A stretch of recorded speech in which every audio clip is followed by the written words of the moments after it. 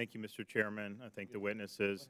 Mr. Secretary, for the 2016 election, was there any cyber activity that influenced any of the vote totals in any jurisdiction, to your knowledge?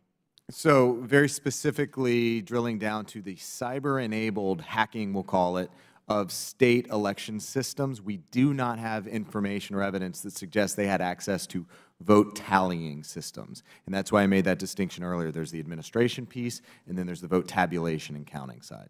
So, and the other stuff's obviously still important. And in fact, with the registration, like a registration database, if that were to be compromised, how would that have a negative effect, or what would be the problem? So on the specifics would defer to Secretary Toulouse-Oliver, but the way I see it, the way the nation's laws are built up, there are checks and compensating controls in place that in fact that state election or that registration database had been compromised to a point where information was deleted or changed such that a voter had showed up to vote and their information was not there or otherwise not consistent and there was an abnormality at the poll. There are processes in place across this country, including provisional ballots, that would allow that American voter to cast their vote and subsequently that vote would be counted correctly. Now, I have to emphasize that the outcome here is not security, 100% security, it's resilience. So we can take a hit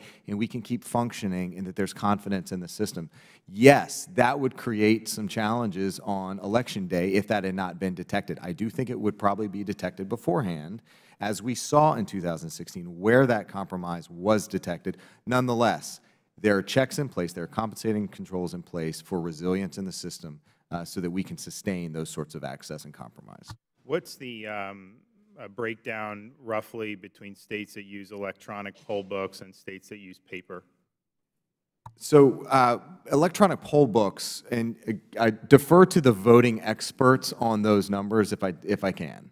Okay. Oh, Mr. Hicks?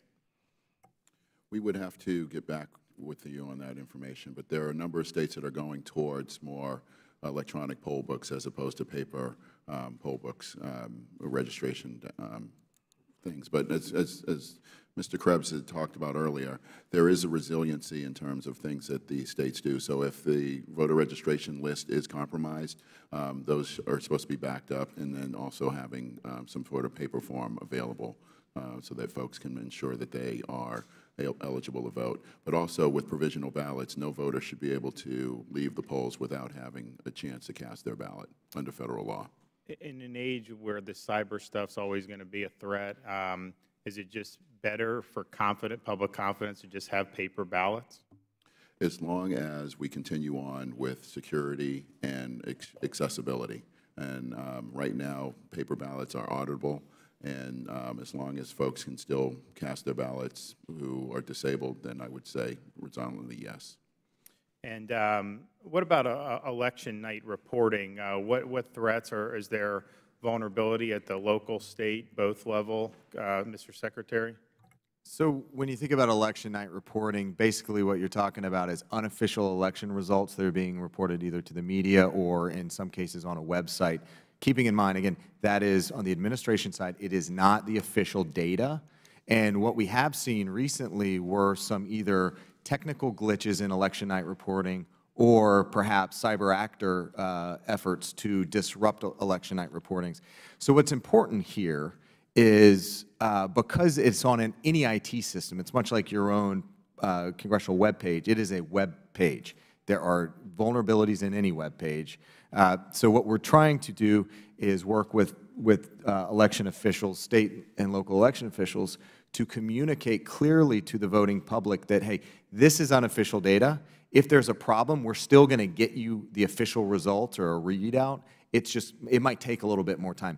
But the integrity of the official election data is intact. There is no connection back between the website, the reporting website, and the official data. I yield back the balance of my time.